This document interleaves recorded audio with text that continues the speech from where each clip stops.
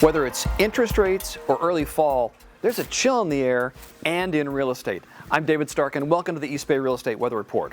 While inventory has been on the rise during the last few months, the number of homes for sale dropped during October and is still significantly less than this time last year.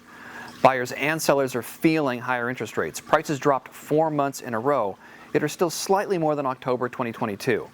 A combination of those higher rates and the seasonal nature of real estate resulted in fewer sales compared with last few months and last October.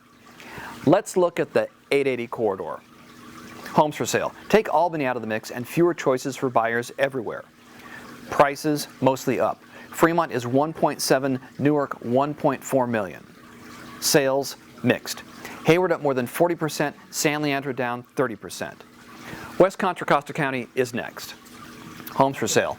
Down everywhere. Richmond and San Pablo both down more than 30%. Prices mixed. Richmond 632 down 6%, San Pablo 650 up 7%. Sales mostly down. Let's check Central Contra Costa County. Homes for sale. Down everywhere. Clayton and Pleasant Hill both down more than 30%. Prices up. Pleasant Hill 1.145 up more than 20%.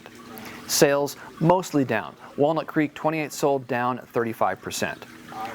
We're going to La Miranda next. Homes for sale down everywhere. Orinda 17 on the market down more than 50%. Prices mixed. Lafayette 1.7 up 30%. Moraga down more than 20%. Sales mixed. Lafayette down more than 30%. Next up is the Tri-Valley.